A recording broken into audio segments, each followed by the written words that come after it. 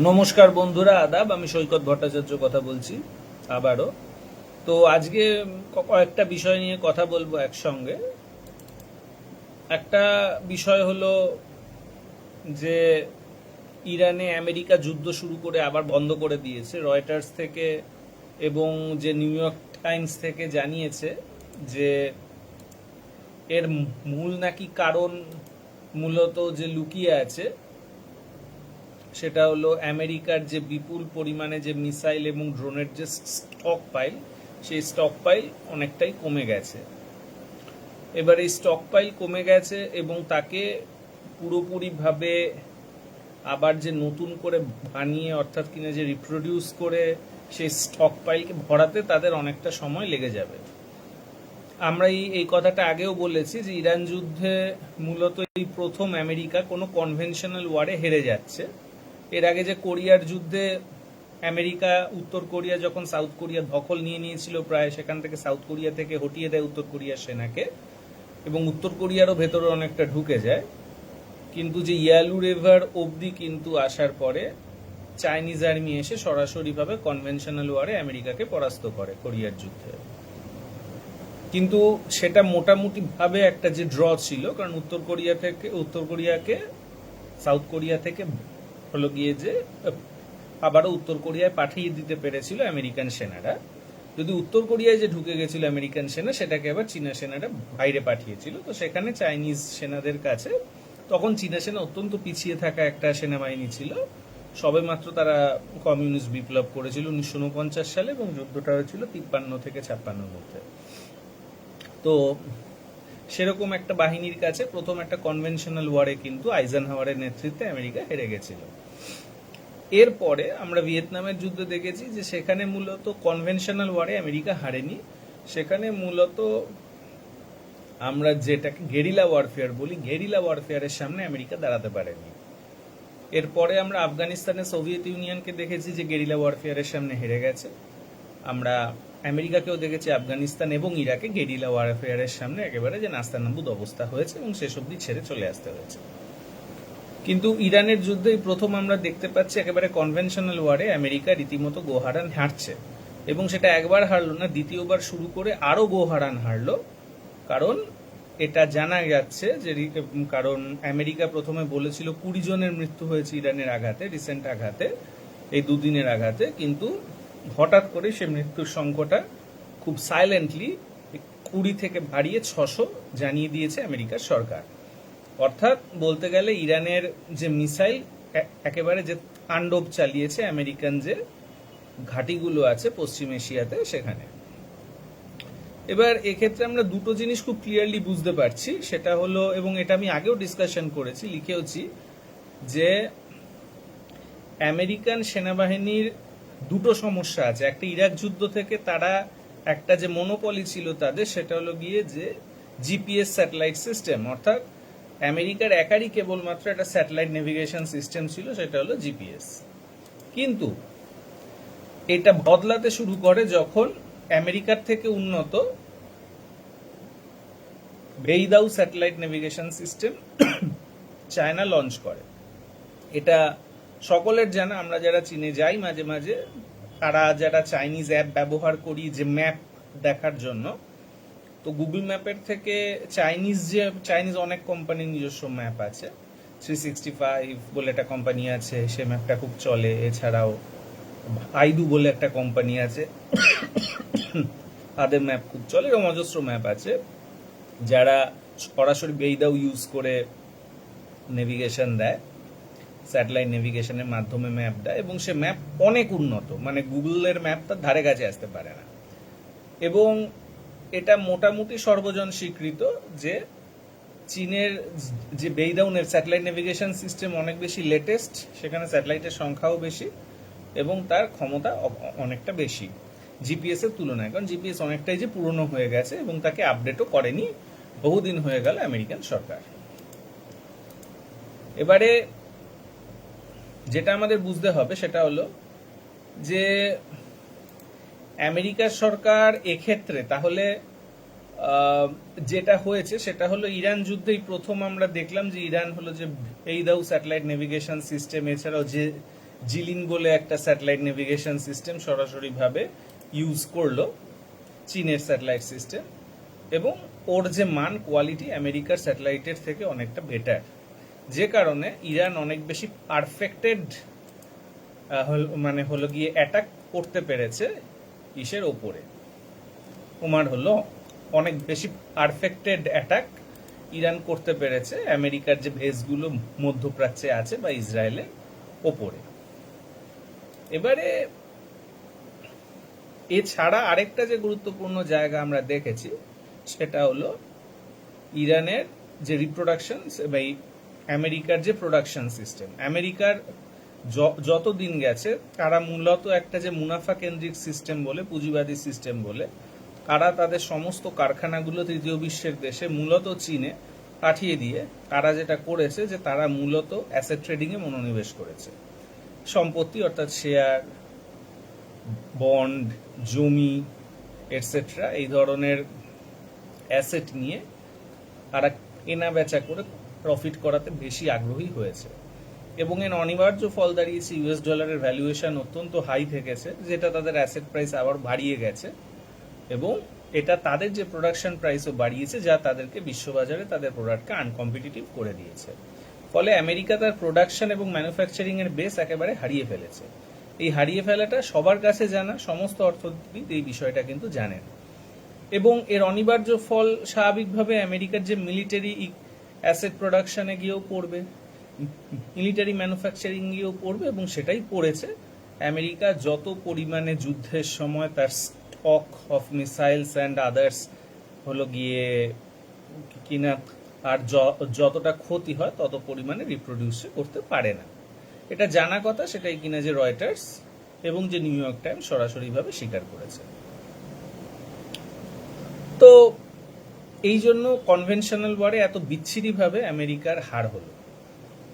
অবশ্যই আমেরিকার যুদ্ধে যাওয়া এই সময় উচিত হয়নি, তবে আবার কেউ এটাও বলতে পারে যে যুদ্ধে না গিয়েও বা কি করবে, তাহলে তো চীনের সরাসরি যে সারেন্ডার করে দিয়ে চলে আসতে হয় গোটা সাম্রাজ্য, সেটা তো সম্ভব না। তো আমেরিকা দেখলাম আজ যে আবার বলেছে ক্যানাডার সঙ্গে আমেরিকার যে বর্ডারে নাকি সে একটা আচিল ঠাচিল বানাবে, যাতে কিনা ক্যানাডার নাকি যে বনে যে আগুন লেগেছে ওর ধোয়া যাতে না আসতে পারে।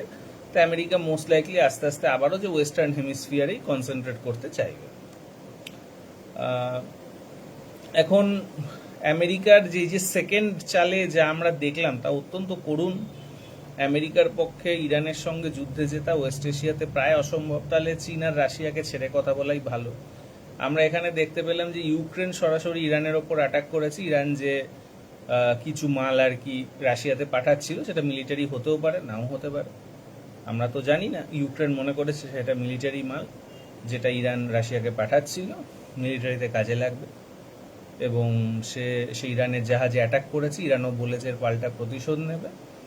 অর্থাৎ ইউক্রেন ইসরায়েল এক, ইরান রাশিয়া এক, এবং ইউক্রেন ইসরায়েলের পেছনে অবশ্যই আমেরিকা থাকবে। তো যাই হোক, তো এতটা ন্যাক্কারজনক হার আমার মনে হয় না আমেরিকার এর আগে হয়েছে। এছাড়াও খোদ আমেরিকাতে আমরা দেখতে পাচ্ছি সমাজতান্ত্রিক নেতাদের জনপ্রিয়তা বৃদ্ধি পাচ্ছে। তারা খুব ওপেনলি বলছে যে এত পরিমাণে যে বিলিয়নিয়ারদেরকে যে ট্যাক্স দিতে হবে, এবং যারা কিনা যে ল্যান্ডলর্ড যাদের হাতে অনেক বাড়ি ঠাড়ি আছে সেগুলোকে তারা ভাড়া দেয়, তাদেরও ভাড়া একটা নির্দিষ্ট হারে বেঁধে দিয়েছে নিউ ইয়র্কের নতুন সমাজতান্ত্রিক মেয়র আমদানি। এছাড়াও বেশ সমাজতান্ত্রিকদের প্রতি আমরা দেখতে পাচ্ছি যে ডেমোক্র্যাট সাধারণ সমর্থকদের সমস্ত সমর্থন গিয়ে পড়ছে। সো অল ইন অল আমেরিকার হাল খুবই খারাপ হচ্ছে, এবং সেটা খুব স্বাভাবিক। যারা অর্থনীতির ছাত্র তারা প্রত্যেকেই জানে সে অত্যন্ত একটা কঠিন একটা পরিস্থিতির মধ্যে পড়ে, এবং সাধারণত একটা ডিক্লাইনিং এম্পায়ার আমরা যেটাকে বলি, সেই ডিক্লাইনিং এম্পায়ার সাধারণত যে ক্রাইসিসগুলোর মধ্যে দিয়ে যায় সেই ক্রাইসিসগুলোই আমেরিকা ফেস করছে। এটার মধ্যে নতুনত্ব কিছু নেই, যারা পড়াশোনা করে তারা জানে। এখন এই যে আমেরিকার ক্রাইসিস, এই ক্রাইসিসটা অবভিয়াসলি ইসরায়েলেরও ক্রাইসিস। এই ক্রাইসিসটা ইন্ডিয়ারও একটা ক্রাইসিস, এবং ইন্ডিয়ার ক্রাইসিস মানে আমি কিন্তু বলছি না বিজেপি অথবা হিন্দুত্ববাদীদের ক্রাইসিস, এটা ইন্ডিয়ান স্টেটেরই ক্রাইসিস। কেন? কারণ আমরা জানি ইন্ডিয়ান স্টেট তৈরি করার ক্ষেত্রে অ্যাংলো স্যাক্সন ওয়ার্ল্ডে ট্রিমেন্ডাস একটা ভূমিকা তো ছিলই। ব্রিটিশরাই এটাকে তৈরি করে দিয়ে গেছে, এবং ব্রিটিশরাই এর যাবতীয় যে এখানকার যে শাসক শ্রেণী, যেটা অর্থাৎ কিনা যে গুজরাটি মারওয়ারি পুঁজিপতিরা এবং হিন্দিভাষী যে ভোট ব্যাংকের ওপর নির্ভরশীল যে পলিটিশিয়ানরা, এরাই তো শাসন করে। এসব মমতা ব্যানার্জি, শুভেন্দু অধিকারী, এদের কোনো গুরুত্ব নেই, কোনোদিন ছিল না। বাঙালির কোনো গুরুত্ব ইন্ডিয়াতে ছিল না, থাকার কথাও না, কারণ তার না আছে পয়সা, না আছে তার কাছে ভোট ব্যাংক। দে আর কমপ্লিটলি ইররেলিভেন্ট, এবং অধিকাংশ অহিন্দি অগুজরাটিরাই তাই। এবং সামনে আমরা দেখছি যে ডিলিমিটেশন আসছে, এর আগে ডিলিমিটেশন তারা পাস করাতে পারেনি, কিন্তু এবার আমরা দেখছি যে জোর করে ইলেকশনে জিতে তারপর অপোজিশনকে ভাঙিয়ে তাদের যে ভোট, মানে সে সমস্ত এমপিদের ভোট ঠোট নিয়ে তারা জোরজার করে জিতে যাবে। এবার ডিলিমিটেশন হয়ে গেলে অনিবার্য ফল হবে তোমার যে হিন্দিভাষী যে সাংসদদের যে এমপি শেয়ার, সেটা এখন 38% আছে, তখন সেটা বেড়ে হয়ে যাবে 45%। গুজরাটের আছে 5%, তখন সেটা বেড়ে হয়ে যাবে 6%। তার মানে গুজরাটি হিন্দিদের বর্তমান 43% থেকে বেড়ে হয়ে যাবে 51%। এই 43% ইজ অলরেডি হিউজ। এটার জোরে তারা অলরেডি সে গান্ধী, নেহেরু, বল্লভভাই প্যাটেলের আমল থেকে তারা ভারতকে শাসন করে চলেছে, অন্যদেরকে শোষণ করে চলেছে, এবং শোষণ করে করে 80 বছর এই গুজরাটি মারওয়ারিরা বিপুল পরিমাণে সম্পদ তৈরি করেছে, যেটা তাদের আগে ছিল না ব্রিটিশ আমলে। এবং এই হিন্দিভাষী পলিটিশিয়ানরাও লুটপাটকেল চালিয়ে অনেক টাকা পয়সা করেছে। তো এখন যেটা হয়েছে সেটা হলো যে এরা 51% হয়ে যাবে, অর্থাৎ অন্য কারো আর কোনো কথা বলার কোনো জায়গাই থাকবে না, কারণ অন্যরা সবাই এক হলে 49%। এর আগেও 43% ছিল, অ্যাটলিস্ট অন্যরা তবু চেষ্টা চরিত্র করে 57% হতেও পারতো যদি চেষ্টা করত। এখন আর সেটারও চান্স থাকলো না, মানে অফিসিয়ালি আইনত হিন্দি গুজরাটিদের একেবারে কলোনি হয়ে গেল অন্যান্যরা। তো এটা যদি হয়ে যায় তাহলে তো টিকে থাকার আর কোনো জায়গাটাই অনেকটা যে উইক হয়ে যায়। এর আগে আমরা দেখেছি যে আমেরিকাতে যেটা হয়েছিল, সেটা আমেরিকার যে কারণে কিনা যে আমেরিকাকে বলা হয় যে ন্যাশনালিজমের যে বুনিয়াদ আমেরিকাতে তৈরি হয়েছিল, সেটা হলো আমেরিকার যে বিজনেস যখন কিনা ফ্রেন্ডসদের সাথে বা অন্যদের সাথে করতো, তার ওপর ইংল্যান্ড গভর্নমেন্ট একটা ট্যাক্স চাপিয়েছিল। এবার ইংল্যান্ড গভর্নমেন্টের ট্যাক্সটা এরা মেনে নিতে চায়নি, এরা স্বাধীনভাবে আমেরিকানরা ব্যবসা করতে চেয়েছিল। কিন্তু ইংল্যান্ডের যে সরকার ছিল সেটাকে নিয়ন্ত্রণ করতো ইংল্যান্ড ভাষীর যে ভোট ব্যাংক, কারণ ইংল্যান্ডের যে ভোট ব্যাংক তখন আমেরিকার থেকে অনেকটা বেশি ছিল, এটা পরে আর কি যে ইউএসএ হয়েছে, আগে ছিল ইংল্যান্ডের কলোনি। সে কলোনির লোকেদের যে ভোট ব্যাংক ছিল তার থেকে ইংল্যান্ডের লোকেদের ভোট ব্যাংকটাই বেশি ছিল। অতএব ইংল্যান্ডের পার্লামেন্ট ইংল্যান্ডের যে ভোট ব্যাংক যা বলতো সেটাই শুনতো। এটাকে অস্বীকার করেই কিন্তু বিপ্লব হয়েছিল, আমেরিকান রিভলিউশন হয় এবং আমেরিকা স্বাধীন হয়ে যায়। তো অলমোস্ট একই থ্রেট হলো গিয়ে যে তামিলনাড়ু দিয়ে গেছে এতদিন ধরে। এটা একটা স্বাভাবিক জিনিস, এটা পৃথিবীতে বহু জায়গায় অনেকবারই হয়েছে। এবং যেহেতু আমরা জানি যে কোস্টাল ইন্ডিয়া, বর্তমান ইন্ডিয়া বলে যে দেশটাকে আমরা চিনি, তার যে কোস্টাল অঞ্চলটা মূলত অহিন্দিভাষীদের হাতে আর ইন্টারনালটা হিন্দিভাষীদের হাতে। এবার কোস্টাল অঞ্চলে আমরা জানি স্বাভাবিকভাবে এক্সপোর্ট ইম্পোর্ট বেশি হয়, আয় বেশি হয়। বৈদেশিক যে আয়টা আমরা জানি যে ইয়েতে বেশি হয়, তোমার হলো কোস্টাল অঞ্চলেই বেশি হয়। তো স্বাভাবিকভাবেই সেখানে আয়টা বেশি হচ্ছে। অন্যদিকে পপুলেশনটা বেশি হচ্ছে হলো হিন্দি হার্টল্যান্ডে, যেটা ইন্টারনাল, যেখানে আয় রিলেটিভলি কম হয়, স্বাভাবিক নিয়মই, আরবানাইজেশন ইন্ডাস্ট্রিয়ালাইজেশনের গতি যেখানে কম। তো স্বাভাবিক কারণেই প্রাচুর্য বেশি হয়েছে কোস্টাল নন হিন্দিদের মধ্যে, এবং হিন্দিভাষী অঞ্চলটা তুলনামূলকভাবে পিছনে পড়ে গেছে, এবং তারা এখন যদি পুরো কেন্দ্রীয় সরকারকে নিয়ন্ত্রণ করে এদেরকে চুষতে থাকে, যেটা তারা চুষছিল, সে চোষাটা যদি আর বাড়িয়ে দেয়, তাহলে স্বাভাবিকভাবে একটা বিদ্রোহের জায়গা তৈরি হয়ে যায়। এটা পৃথিবীতে বহু জায়গায় ঘটেছে এবং এখানেও সেটাই দিকেই যাচ্ছে বলেই মনে হয়।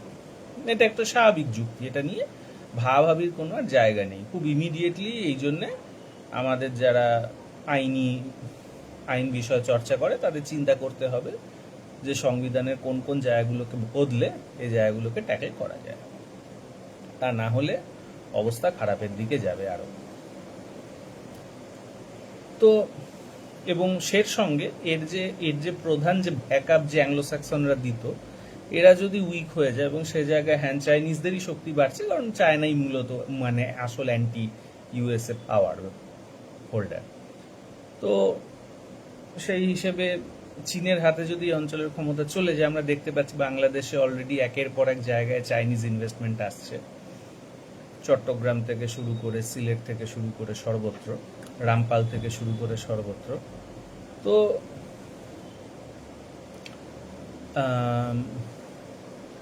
অর্থাৎ চায়না এই অঞ্চলটা কিন্তু যে নিয়ে নিচ্ছে অলরেডি, এই হলো যে বাংলাদেশের এই অঞ্চলটা, এবং পাকিস্তানও মোটামুটি সে নিয়ে নিয়েছে, নেপালও মোটামুটি নিয়েই নিচ্ছে, শ্রীলঙ্কাতেও বিশাল তার ইনভেস্টমেন্ট।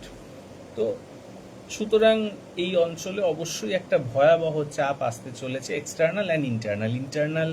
এই কেন হবে? কারণ এই যে ডিলিমিটেশনকে কেন্দ্র করে হিন্দিভাষী বনাম অহিন্দিভাষী অগুজরাটিদের মধ্যে একটা দ্বন্দ্ব, আর এক্সটার্নালি চীনের উত্থানের ফলে যে থ্রেটটা, এক্সটার্নাল থ্রেটটা আসবে সেটা। তবে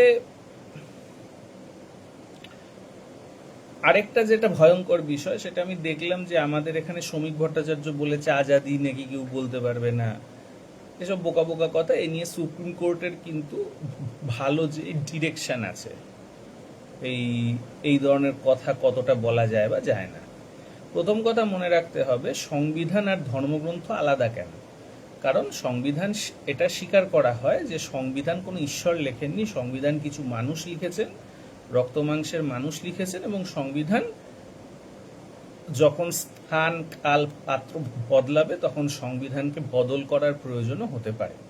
এবং সংবিধান যেহেতু ঈশ্বর লেখেননি, অতএব সংবিধানকে বদলানোর চেষ্টাও করা যেতে পারে, এবং সংবিধানের বিরোধিতা করে নতুন সংবিধান আনার কথাও বলা যেতে পারে। এবং এখানেই সেটা ধর্মগ্রন্থের থেকে সংবিধানের আলাদা। একটা ধর্মগ্রন্থ বিশ্বাস করা হয় ঈশ্বর লিখেছে এবং তার কোনো বিরোধিতা হয় না, তাকে বদলানোও যায় না। কিন্তু তোমার সংবিধান তা না, এটা মেনে নেওয়া হয় যেটা কোনো মানুষই লিখেছে বা একদল মানুষ লিখেছেন, এবং স্থানকাল পাত্রে সেটা বদলাবেও। এটাই সংবিধানের আইনত যে মৌলিক যে ডেফিনিশন। এবার যেহেতু আমাদের দেশের সংবিধানে right two self determination including right two cessation নেই, যেটা সোভিয়েটের সংবিধানে ছিল, ফিনল্যান্ড 1917 সালে আলাদা হয়েছিল ইউনিয়ন থেকে, এছাড়াও বাল্টিক স্টেটগুলো 1989 সালে আলাদা হয়েছিল, পরে একটি ভোটাভুটি মারফত আলাদা হওয়ার কথা হয়, যদিও বলা হয় যে ভোটগুলো নাকি ইউনিয়নের পক্ষে পড়েছিল, কিন্তু ইয়েলৎসিন প্রায় জোর করেই অন্যদেরকে আলাদা করে দিয়েছিল বলে একটা কথা বলা হয়, সেটা আলাদা বিষয়। কিন্তু সোভিয়েত সংবিধানে right two self determination including right two cessation ছিল। এছাড়া আমরা জানি যে গ্রেট ব্রিটেনে এই অধিকার আছে, যেমন স্কটল্যান্ডে কিছুদিন আগেই ভোট হলো, যেখানে হলো খুব একটা যে ন্যারো মার্জিনে যারা ইউনিয়নে থাকতে চেয়েছে ওরা জিতে যায়, এবং যখন ইউরোপিয়ান ইউনিয়ন থেকে ব্রিটেন বেরিয়ে যায় তখন স্কটল্যান্ডে নতুন করে আবার দাবি উঠেছে যে আরেকবার ভোট হোক, কারণ আমরা ইউরোপিয়ান ইউনিয়নে থাকতে তো চেয়েছিলাম, ইংরেজদের মেজরিটি ইউনিয়নে থাকতে চায়নি বলে ব্রিটেন বেরিয়ে গেছে, আমরা স্কটিশরা ইউনিয়নে থাকতে চাই, প্রয়োজনে আমরা আলাদা দেশও ইউনিয়নে থাকবো, এবং সেখানেও কিন্তু ইলেকশন মারফতই এটা হতে পারে। কিন্তু এই ধরনের সুবিধা কিন্তু ভারতীয় সংবিধান এখন অবধি আমাদেরকে দেয়নি। এবার কিন্তু তার মানে কি যে কেউ সেসেশন চাইতে পারে না? এ নিয়ে স্পষ্ট নির্দেশিকা আছে কোর্টের, সেসেশন যে কেউ কখনো নাম্বার 1 ইলেকশনে কন্টেস্ট করতে পারবে না, নাম্বার 2 সে কখনো কোনো পলিটিক্যাল পার্টির আকারে প্রচার চালাতে পারবে না।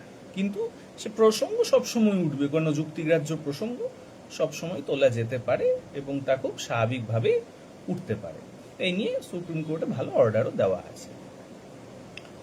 এবারে এই যে বিষয়গুলো, এগুলো নিয়ে চর্চা, এই নিয়ে চর্চা অবশ্যই উঠতে পারে, এবং শ্রমিক ভট্টাচার্যের কিছু করার নেই সেগুলোকে আটকানোর বিষয়। কারণ এই কথাটা উঠবে। আসলে শ্রমিক ভট্টাচার্য তো নিজে বলেননি, ওনার যে গুজরাটি মারোয়ারি প্রভুরা আছে, বিশেষ করে ওই মনোজ আগরওয়াল, অমিত শাহ, নরেন্দ্র মোদী, ওরা বলে দিয়েছে যে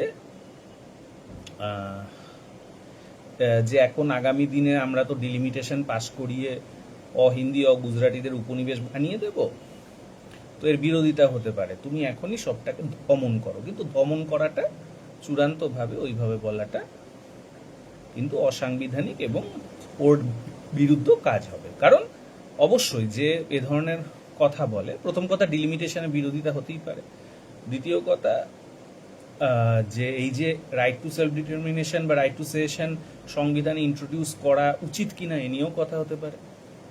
কিন্তু যে প্রসঙ্গ তুলবে সে কখনো ইলেকশনে কন্টেস্ট করতে পারবে না। এটা কবে নিয়ম হয়েছিল সেটাও জানানো দরকার।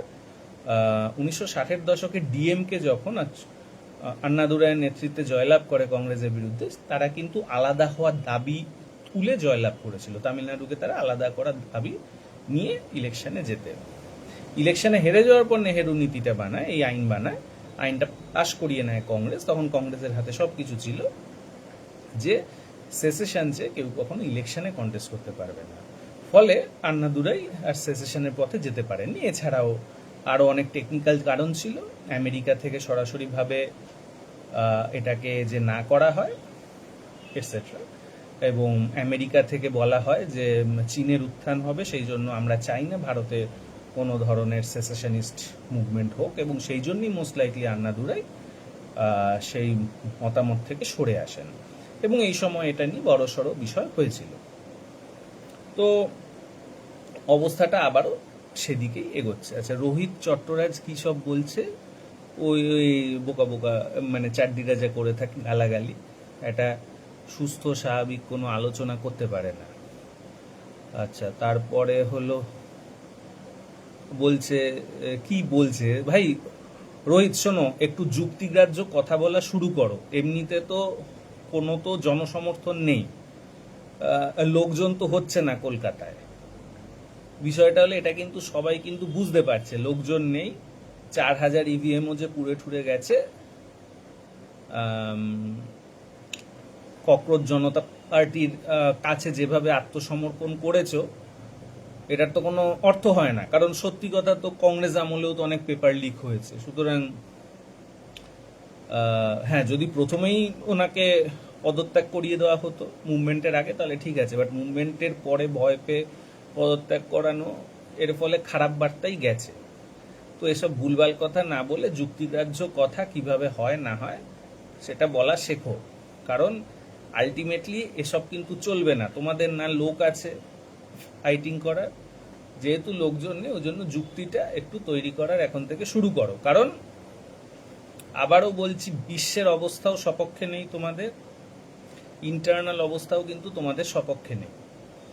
সিপিএম যখন ক্ষমতায় ছিল তখন খুব অনায়াসে কমিউনিজমকে গালাগালি দিয়ে, সমাজতন্ত্রকে গালাগালি দিয়ে যাবতীয় খারাপ জিনিসের জন্য পার পাওয়া যেতে পারে। ওয়েস্ট বেঙ্গলে খারাপ জিনিস মূলত কি হয়েছে, এখানকার শহরগুলোকে হিন্দিভাষীরা দখল করে নিয়েছে।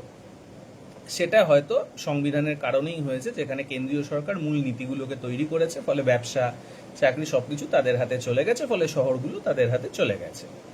এটা এখানকার মূল সমস্যা। এই সমস্যার জন্য কখনো কংগ্রেসকে দায়ী করা গেছে, কখনো সিপিএমকে দায়ী করা গেছে, কখনো তৃণমূলকেও দায়ী করা গেছে। এবার কিন্তু তোমাদেরকে দায়ী করা হবে, এবং তোমরা কিন্তু ডিরেক্টলি হলো এসব যে গুজরাটি মারোয়ারিদের তত্ত্বাবধানে আছো। সুতরাং সিপিএমের চমৎকার একটা মুখোশ ছিল, তৃণমূলের একটা মুখোশ ছিল, তোমাদের কিন্তু কোনো মুখোশ নেই ভাই। ঠিক আছে, সবাই একদম সাফ হয়ে যাবে, কিন্তু গল্পটা সাফ হয়ে যাবে। সেই জন্য আমি বলছি একটু যুক্তি ঠুক্তি দিয়ে কথাবার্তা বলো, কাউন্টার যুক্তি প্রোডাকশন করো না, সেই অনেক কিছু হতে পারে। তো সেগুলো বলা শিখে নাও, আর নয়তো বিজেপি পার্টিটা ছেড়ে দাও, ককরোচ জনতা পার্টি হয়ে যাও। বি আর সি খুব তো ডিফারেন্স নেই, বিজেপি সিজেপি একই তো, কোনো অসুবিধা তো নেই কোনো। যাই হোক, আজ আবার দেখলাম ককরোচ জনতা পার্টির কি একজন যে নেহা বোরা দিল্লির, সে বলছে তাদের নাকি এদের অ্যারেস্ট করা হচ্ছে, 100 জনের মতো নাকি বিহারে অ্যারেস্ট করা হয়েছে, এটসেট্রা এটসেট্রা। যারা আন্দোলন করেছিল তাদের নাকি অ্যারেস্ট করেছে। তো এখন এগুলো তো একটা উইক সরকারের নিদর্শন, তাই না? যদি এটা এই ধর্মেন্দ্র প্রধানকে পদত্যাগ করিয়ে যদি কোনো কোনো এজ পেতো, পলিটিক্যাল এজ মোদি পেতো, তাহলে থোড়াই অ্যারেস্ট করাতো, পাত্তাই দিত না, উল্টে ওই ককরোচ জনতা পার্টির নেতাদেরই হয়তো বিজেপির নেতা বানিয়ে দিত। কিন্তু এটা কিন্তু হচ্ছে না। এবং এই যে সাংবাদিকরা মার খেয়েছে, এই যে যারা কিনা যে গদি মিডিয়া যাদেরকে বলে, যারা দিন রাত নির্লজ্জের মতো বিজেপি সরকারের তাবেদারি করে, তো এদের প্রতি মানুষের সিম্প্যাথি নেই, সেটা আজকের মিছিলেই বোঝা গেছে। সবাই থুতু দিচ্ছে। তো সুতরাং ইন্টারনাল কন্ডিশনও খারাপের দিকেই যাচ্ছে। তাই প্রথম যেটা কাজ, যারা শুভবুদ্ধি সম্পন্ন মানুষ, আগে সংবিধানের এই যে কতগুলো জায়গা আছে যেটা মূলত ভারতকে একটা ফিউডাল, মানে আধা ফিউডাল আধা ক্যাপিটালিস্ট সোসাইটি থেকে একটা আধা ট্রাইবাল আধা ক্যাপিটালিস্ট সোসাইটিতে নিয়ে যাচ্ছে, যেখানে ওপেনলি বলা হচ্ছে জিসকা জিতনা সংখ্যা ভারী উসকা উতনা হিস্সেদারি, মানে যার যত বেশি নাকি সংখ্যা তার তত বেশি অধিকার। তাহলে তো যে মেরিটের কোনো গুরুত্বই থাকে না। যার যত বেশি সংখ্যা তত বেশি অধিকার, তাহলে হিন্দুরাও হিন্দুদের ওপর অত্যাচার করতে পারে, হিন্দিভাষীরাও হিন্দিভাষীদের ওপর অত্যাচার করতে পারে, এবং অন্যান্য বিভিন্ন কাস্ট যাদের কিনা ভোট ব্যাংক বেশি, তারা যাদের ভোট ব্যাংক কম তাদের ওপর অত্যাচার করতে পারে। ইনফ্যাক্ট এই জন্য আমি বলি হিন্দুত্ববাদ, হিন্দি সাম্রাজ্যবাদ এবং সংরক্ষণ, এই তিনটেই কিন্তু একই থিওরির ওপর দাঁড়িয়ে আছে। সেটা হলো যার যত বেশি ভোট ব্যাংক তার তত বেশি অধিকার, যেটা আধুনিকতার সঙ্গে যায় না। এটা মূলত একটা ট্রাইবালিজম তৈরি করে এবং এটার মাধ্যমে কোনো সুস্থ সুন্দর সমাজ তৈরি করা যায় না। তাই এই বিষয়গুলোকে চ্যালেঞ্জ করার দরকার। ডিলিমিটেশন ওপেনলি সমস্যাটাকে গ্রো করিয়েছে, এটা মনে রাখা দরকার। আসলে এটার সবটা কিছু সমস্যা অবশ্য যে জিওগ্রাফিও তৈরি করেছে, যেমন হিন্দি ভাষী অঞ্চলটা মূলত ইন্টারনাল, সেখানে আরবানাইজেশন ইন্ডাস্ট্রিয়ালাইজেশনের গতি কম, যেহেতু এগুলো কম সেখানে রুরালটা বেশি, সেই জন্য স্বাভাবিকভাবেই তার বার্থ রেটও বেশি। অন্যদিকে কোস্টাল অঞ্চলে আরবানাইজেশন ইন্ডাস্ট্রিয়ালাইজেশনের গতি বেশি, সেই জন্য সেখানে বার্থ রেটও কোল্যাপস করেছে বেশি। সুতরাং প্রাচুর্যটা যেখানে জড়ো হয়েছে আর পপুলেশনটা যেখানে গ্রো করেছে, দুটো উল্টো হয়ে গেছে। এবং এর ফলে যেটা হবে, যেখানে প্রাচুর্য বেড়েছে ওরা মনে করবে যে পপুলেশনের জোরে অথবা ভোট ব্যাংকের জোরে এরা বুঝি আমাদেরকে এক্সপ্লয়েট করে নিচ্ছে। ইনফ্যাক্ট এই প্রবণতাটা হয়তো ভারত এই সাবকন্টিনেন্টে যুগে যুগে ছিল বলেই ভারত একটা দেশ হয়ে কখনো থাকতে পারেনি। কখনো কখনো থেকেছে, ধরা যাক যে মৌর্য সাম্রাজ্যের সময় তো 100 বছর থেকেছে, গুপ্ত সাম্রাজ্যের সময় 100 বছর থেকেছে, মোগল সাম্রাজ্যে 100 বছর থেকেছে, ব্রিটিশ সাম্রাজ্য 100 বছরই থেকেছে। কারণ 1857 পরে ব্রিটিশরা টোটাল অধিকারটা নেয়, ওই 90-100 বছর।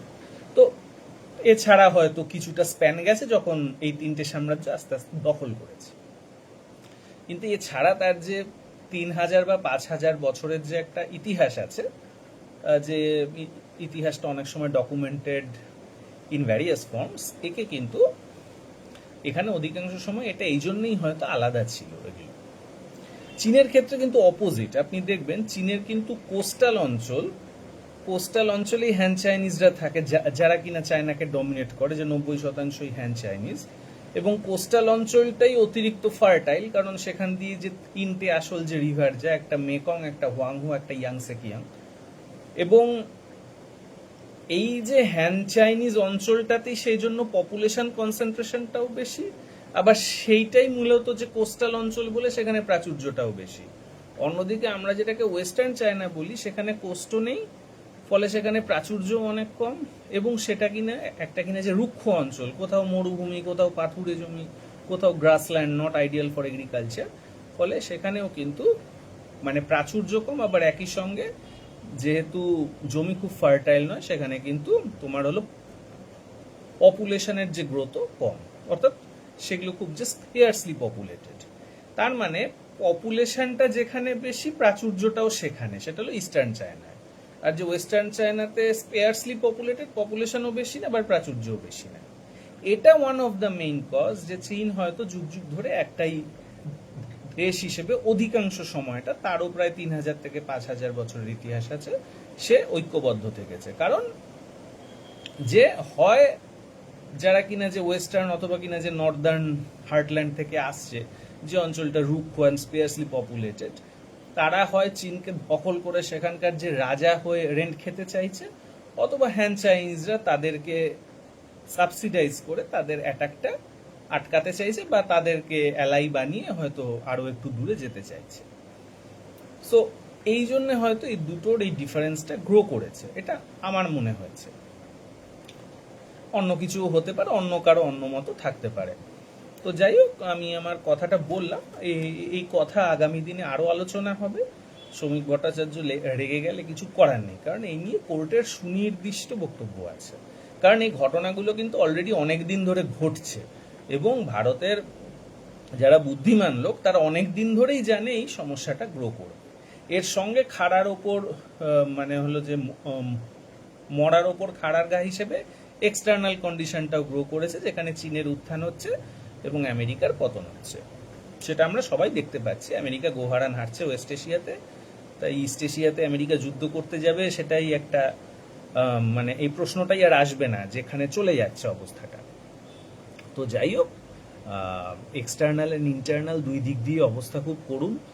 বলা তো যায় রাশিয়া ইউক্রেন বা ইরান ইউএসএ ইসরায়েলের যে যুদ্ধ হচ্ছে, বা আসলে চীন আর আমেরিকার যে যুদ্ধ হচ্ছে, তা এক অর্থে এটা হয়তো একটা নতুন ধরনের থার্ড ওয়ার্ল্ড ওয়ার, অথবা নতুন ধরনের কোল্ড ওয়ার, আমরা যেভাবেই বলি আর কি।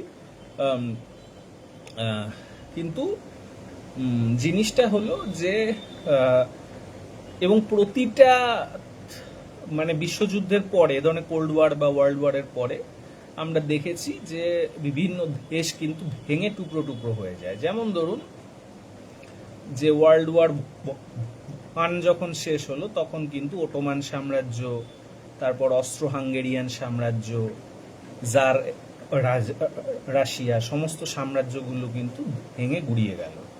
আমরা দ্বিতীয় বিশ্বযুদ্ধের পরে দেখলাম যে ব্রিটিশ সাম্রাজ্য, ফ্রেঞ্চ সাম্রাজ্য, ডাচ সাম্রাজ্য, এই ইউরোপিয়ান কলোনিয়াল এম্পায়ারগুলো ভেঙে গুড়িয়ে গেল।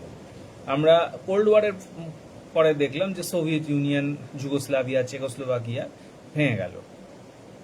তো এই যুদ্ধের পরেও কিন্তু অনেক দেশে এই ধরনের উত্থান পতন হবে, ভাঙা গড়া চলবে। আসলে মনে রাখতে হবে যে দেশের জন্য মানুষ হতে পারে না, মানুষের জন্যই কিন্তু দেশ, রাষ্ট্র, আইন, এই সব কিছু।